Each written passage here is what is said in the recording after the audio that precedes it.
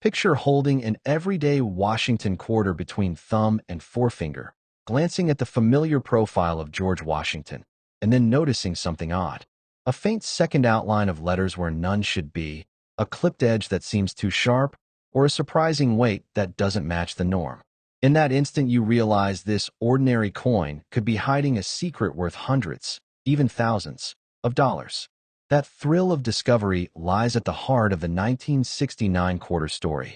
Millions of these coins were minted, yet a tiny fraction slipped through with quirks and errors that transformed them from pocket change into prized collectibles. By the end of this section, you'll know exactly which anomalies to hunt for, why they command premium prices, and how condition drives every dollar of value.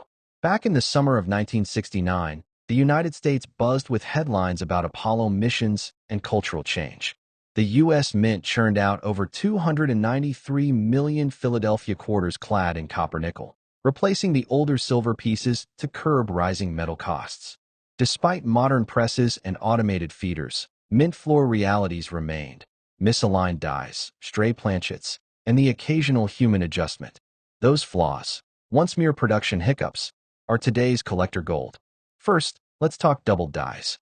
On a flawless Washington quarter, the letters of Liberty and the date are crisp, single-line impressions.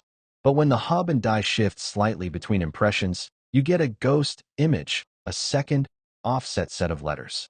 On 1969 quarters, you might spot doubling on Liberty, the motto "I in God we trust," or the numerals of the date. Sometimes it's subtle, a thin shadow just behind the main letter forms. Other times it's bold, with thick secondary lines that leap out under magnification. Those bold double dies are the holy grail for many specialists.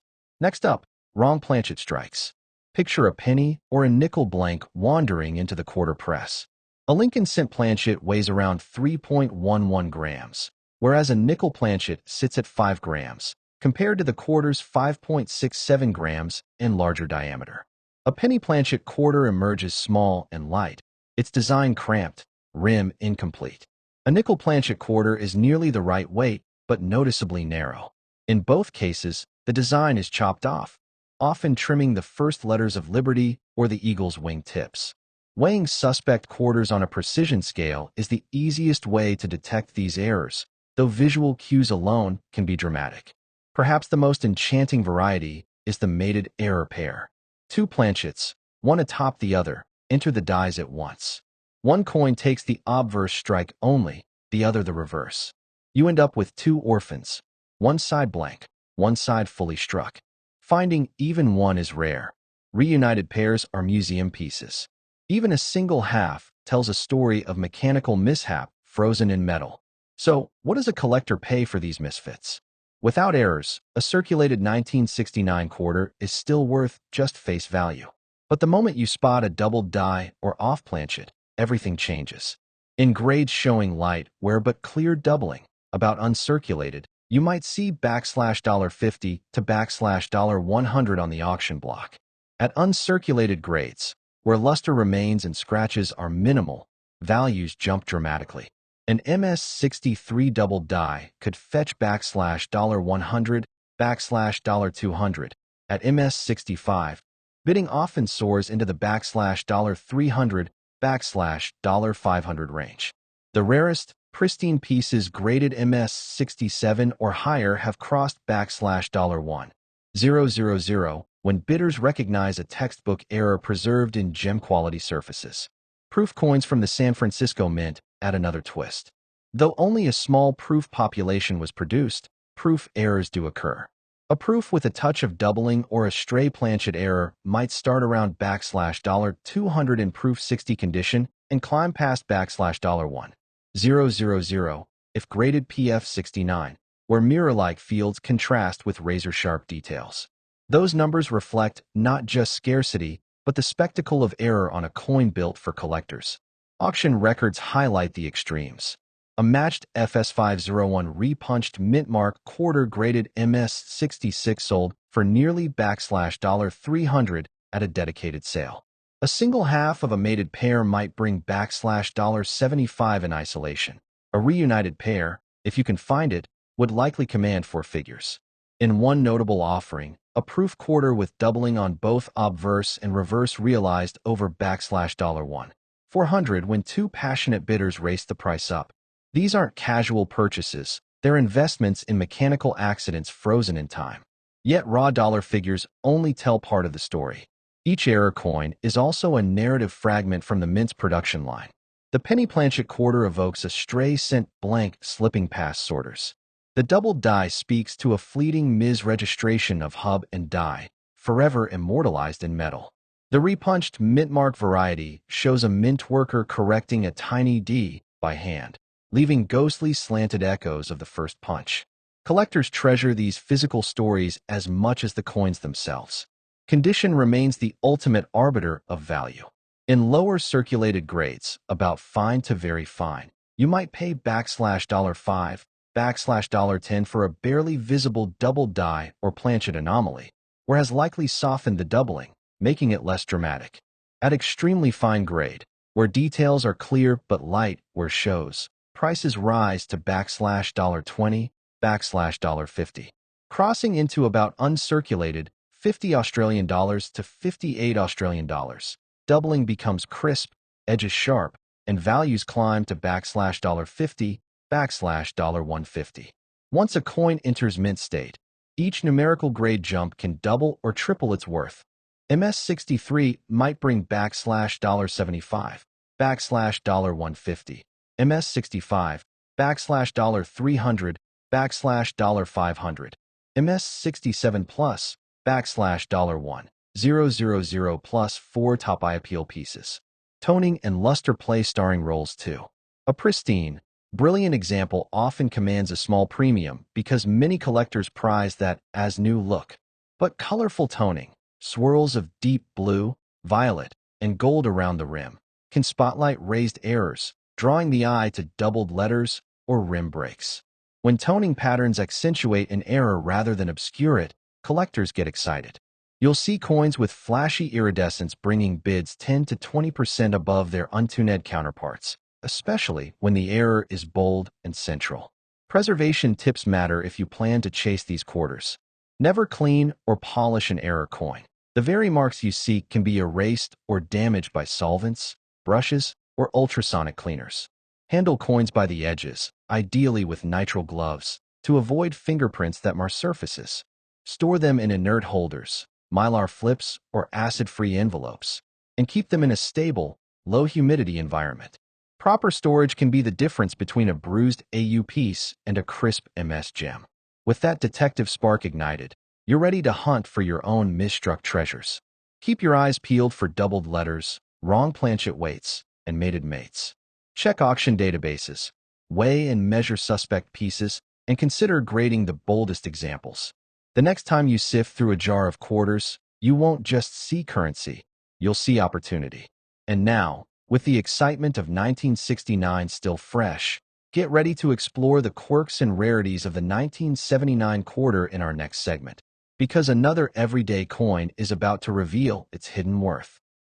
Sliding smoothly from the world of 1969's quirks into a new decade, let's turn our attention to the 1979 Washington quarter. On its face, 1979 seems like any other circulation strike. George Washington's profile on the obverse, a heraldic eagle on the reverse, clad in copper nickel. But look closer, and you'll find a surprising array of errors and rare varieties that can turn a 25-cent piece into a five-figure prize. In this section, we'll explore the backstory of the 1979 quarter, learn how to spot the most valuable mistakes, survey auction results, share fascinating anecdotes, and show how condition dictates value. Back in 1979, America was navigating the aftermath of oil shocks, celebrating the 3 Mile Island cleanup, and humming with disco beats. The U.S. Mint in Philadelphia and Denver pressed out more than $500 million quarters that year, over 404 million in Philadelphia and 273 million in Denver. It was the last year before the introduction of the Susan B. Anthony dollar, and coinage demands were high. Despite improved automated presses, the sheer volume led to occasional slip UPS, misaligned dies, clipped planchets, doubled dies, and repunched mint marks. Today, seasoned collectors prize these mishaps for the window they offer into mint floor mechanics. The most sought-after error on the 1979 quarter is the double-die obverse from the Philadelphia Mint. On these pieces, you'll spot a pronounced second image in the date numerals, especially the 9, and in the letters of liberty. Under bright light and magnification, the secondary impressions leap out as crisp shadows just behind the primary. What makes this double die special is its strength. It was one of the boldest doubling episodes of the late 1970s, likely caused by a die hubbing misstep that went unnoticed for thousands of strikes. Collectors refer to it as the 1979 DDO-001, and it remains the centerpiece of many Washington quarter error sets. Denver's coins offer their own intrigue with the re-punched D mint mark varieties. On some 1979 D quarters, the mint mark was punched twice in slightly different positions, leaving a ghost image D slanted to one side. These FS801 and FS802 varieties can be subtle. Sometimes you need a 5x loop to see the faint second stem of the D. On stronger examples, the offset is visible even to the naked eye, creating a miniature shadow that hints at the human touch behind mass production. Then there's the clipped planchet quarter. A clipped planchet occurs when the blank strip feeding the press isn't fully punched out, so part of the circular disc is missing when it enters the dies. On 1979 quarters, you might find clips at the rim's edge, slicing off part of the eagle's wing or the date. Clipping can range from small, almost imperceptible half-moon notches to dramatic crescents cutting through liberty. Since clipped strikes show uneven metal flow, you'll sometimes see flow lines, curving striations in the metal, leading away from the clip. A more elusive variety is the off-center strike, where the coin blank shifts during the press cycle. A slight off-center might only displace the eagle's wing by a millimeter or two. More extreme shifts can leave half the design missing. On a 1979 quarter, an off-center displacement of 3 millimeters or more can command hundreds of dollars, especially if the date and mint mark remain fully visible on the struck portion. Extreme off-centers, 40% to 50% misalignment, are showstoppers and can top $1,000 in a certified holder. How much are these worth today? Let's break it down by variety and grade. Double die obverse, 1979001. Details, light wear, doubling clear $50 to $100. About uncirculated, $50 Australian dollars to $58 Australian dollars, $100 to $250. Mint state, MS60, MS63 $250 to $500. Gem uncirculated, MS64, MS65 $500 to $1,200. Superb gem, MS66 plus $1,200 to $2,500. Repunched mint mark, FS801/FS802.